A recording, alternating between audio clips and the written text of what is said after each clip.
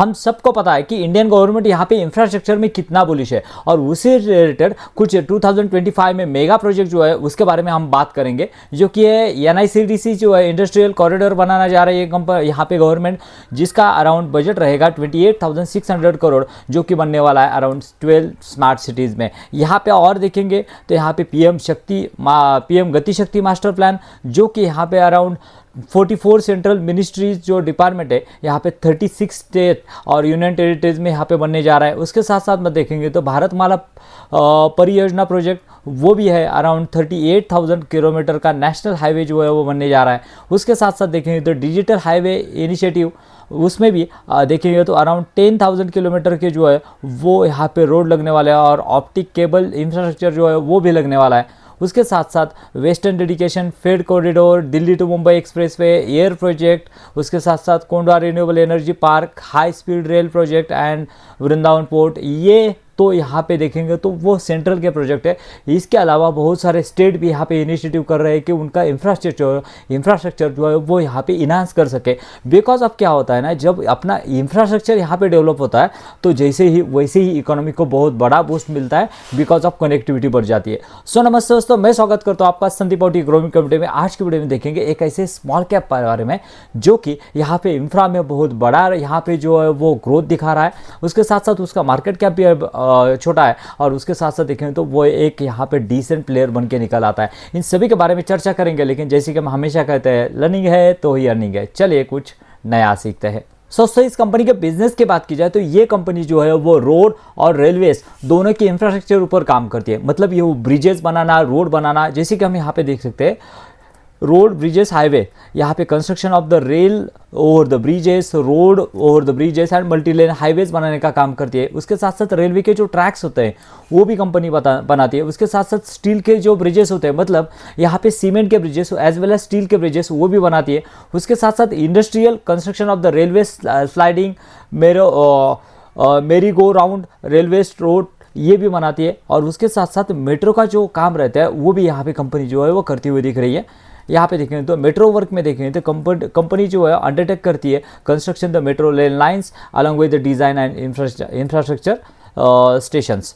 उसके साथ साथ अगर यहाँ पे देखेंगे तो कंपनी जो है और एक सेगमेंट है कंपनी का जो रेलवे के लिए जो पटरियाँ रहती है उसमें जो यहाँ पे बार रहते हैं, जिसको हम यहाँ पे कंक्रीट स्लीपर कहते हैं, वो भी यहाँ पे कंपनी जो है वो ये कर रही है। और यहाँ पे देखेंगे तो कंपनी का प्रेजेंस यहाँ पे अराउंड साउथ अफ्रीका, यहाँ पे नाम्बिया और घाना में भी प्रेजेंस होते हुए दिख रहा है। और यहाँ पे देखेंगे तो कंपनी अराउंड जो कंक्रीट स्लीपर्स है वो 15 मिलियन से भी ज़्यादा यहाँ पे कंक्रीट स्लीपर जो है वो अभी तक बना चुकी है। और यहाँ पे देखेंगे तो कंपनी की कैपेसिटी अभी है around 1.5 million unit across the India and Africa. और अभी भी इनका एक घाना में यहाँ पे अफ्रीका में यहाँ पे प्रोजेक्ट जो है वो यहाँ पे लाइव हो रहा है, और उसकी वजह से यहाँ पे कैपेसिटी एक्सपेंशन हो रहा है। उसके साथ साथ देखेंगे दोस्तों तो उसका ऑर्डर बुक जो है वो बहुत ही डिसेंट है, और डिसेंट ऑर्डर बुक के साथ कंपनी चल रही है। और यहाँ पे अगर उसका ऑर्डर बुक अगर देखेंगे तो ऑर्डर बुक में हम यहाँ पे देखेंगे तो उसका अराउंड इंफ्रास्ट्रक्चर से अराउंड 3,300 करोड़ का ऑर्डर बुक आ रहा है। और यहाँ पे देखेंगे तो कंक्रीट स्लीपर जो है वो जो कि दूसरा सेगमेंट है उसका, उससे अराउंड 254 करोड़ का यहाँ पे ऑर्डर बुक आ रहा है। मतलब total all over order book अगर देखना है हमें तो यहाँ पे क्लियर पिक्चर हमें क्लियर होगा, यहाँ पे देख सकते हैं, जो कि एज ऑफ द 2024 में 31 मार्च 2024 में 3,100 करोड़ के ऑर्डर थे उनके पास। और लास्ट ईयर अगर कंपनी का रेवेन्यू देखेंगे तो यहाँ पे 1188 करोड़ का रेवेन्यू है। और उसमें से कंपनी के पास फिर से लास्ट ईयर में अराउंड 1,574 करोड़ का ऑर्डर आए थे। As of the end of the 31 March 2025 order book 3,500 crore. Again इस क्वार्टर में यहाँ पे क्वार्टर 1 में 313 करोड़ का रेवेन्यू बनाया, और उससे भी ज़्यादा यहाँ पे कंपनी के पास ऑर्डर इनफ्लो आ रहा है। और अगर क्लोजिंग ऑर्डर यहाँ पे देखेंगे तो 3,569। मतलब क्या है दोस्तों, ये दोनों अगर यहाँ पे कंपैरिजन करते हैं ना आप, तो जितना ऑर्डर एग्जीक्यूट हो रहा है ना उससे ज़्यादा यहाँ पे कंपनी जो है वो ऑर्डर बुक ला रही है। सेम आपको यहाँ पे ट्रेंड यहाँ पे लास्ट क्वार्टर में भी दिखेगा, 313 अगेंस्ट यहाँ पे 396। मतलब यहाँ पे कंपनी के पास ऑर्डर इनफ्लो कंटिन्यूसली आ रहा है और कंपनी यहाँ पे एग्जीक्यूट भी बहुत बढ़िया तरीके से कर रही है। दोस्तों अगर हम यहाँ पे कंपनी का Q1 का प्रॉफिट एंड लॉस अगर देखेंगे तो लास्ट ईयर कंपनी का रेवेन्यू था अराउंड 242 करोड़, वो बढ़ के हो चुका है 313 करोड़। यानी यहाँ पे देखेंगे तो बहुत बढ़िया जंप 29% की जंप हम यहाँ पे दिख रही है। और ईबिटा में अगर देखें तो 34 का ईबिटा जो है वो 46 चला गया है, यानी ईबिटा में भी अराउंड 37% की फिनोमिनस जंप हमें यहाँ पे दिख रही है। एज वेल एज पैट में देखेंगे तो 16.8 का पैट जो है वो यहाँ पे 23.4 हो चुका है, यानी पैट में भी अराउंड 40% की बढ़िया जंप यहाँ पे दिख रही है। तो बेसिकली दोस्तों यहाँ पे मैनेजमेंट ने गाइडेंस क्या दिया है, मैनेजमेंट का गाइडेंस कि हम यहाँ पे 22% टू 23% से यहाँ पे ग्रो करेंगे।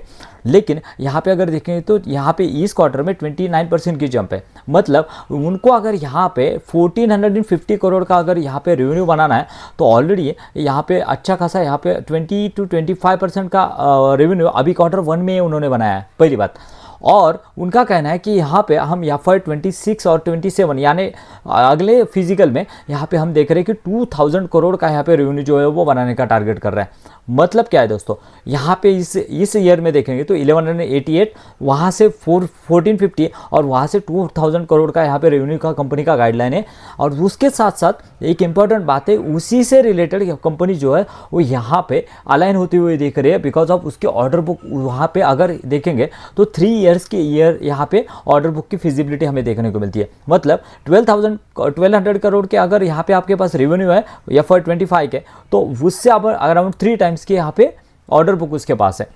उसके साथ साथ अगर देखेंगे तो कंपनी का कहना है कि हम ईबिटा मार्जिन जो है वो यहाँ पे इतने ही सस्टेन करके चलने वाला है। मतलब क्या है दोस्तों, यहाँ पे 23% का ग्रोथ इंजन आपको यहाँ पे मिल रहा है। दोस्तों जिस कंपनी के बारे में हम बात कर रहे हैं उसका नाम है GPT इंफ्रा प्रोजेक्ट। अगर यहाँ पे ROCE देखेंगे तो बहुत डिसेंट यहाँ पे देख रहा है।